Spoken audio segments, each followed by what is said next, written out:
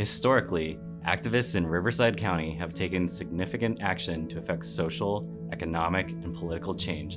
In the late 1800s, local union leaders worked diligently to improve working conditions for garment workers, many of whom were women. 2 decades later, the League of Women Voters was established.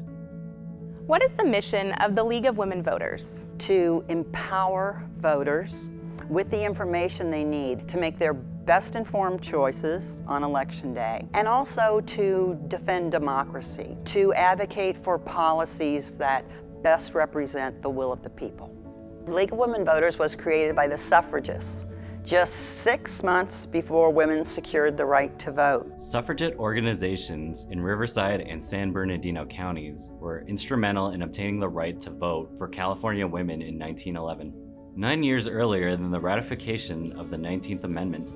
What women learned was that advocacy cannot stop at the ballot box, that it's an ongoing job of monitoring government bodies, educating the public, keeping after those legislators to come across with the solutions that women want.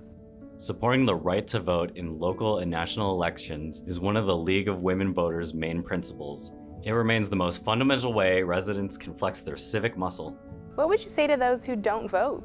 Oftentimes, what we hear is apathy that is based in the fact that they don't think their vote matters. What they don't realize is you become a part of this perpetuating cycle wherein you're not voting, the politicians are going to remain unresponsive, not answering the will of the people. Besides voting, what other ways can Riverside County residents help create change? First things first, there's something you're passionate about, so you get a few people together and come up with a clear message so that people know immediately if they want to sign on with you or not. Then second, come up with a clear desired result. And it could be either to write an initiative to get on the ballot, or it could be desired legislation. And it's all about building support. It's all about gathering power in numbers. So reach out to other organizations and form coalitions with those like-minded groups. But in the end, you need a politician to carry the flag. You're going to need somebody who is in a governing body who is going to bring that issue up and get the votes and so forth. I think the best example of effective peaceful protest was back in January of 2017 when we had the first Women's March. What got people out was you kind of reach a tipping point, and we're hopeful that the most recent protests will begin to bring forth that kind of action, the kind of change that Americans want. Racial inequality and police brutality have brought out an unprecedented number of people to peaceful protests across the county, the state, the country, and the globe. No justice! No peace! No racist! Police! Black Lives Matter! Black Lives Matter! Say his name! George Floyd! Say her name! Breonna Taylor! Matthew Tucker!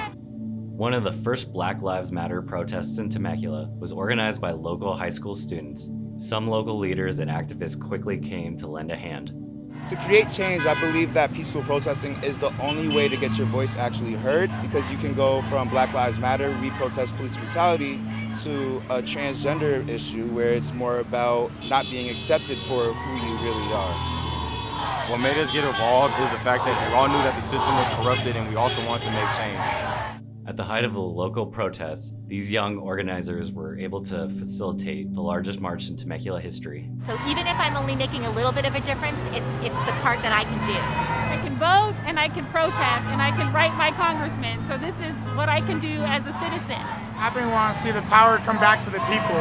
Say his name! Matthew Tucker! Say his name! Matthew Tucker! Say his name! Matthew Tucker! We need the city to be able to educate themselves. We're children. We shouldn't have to educate you on what's right and what's wrong. We're in a new age, things like that.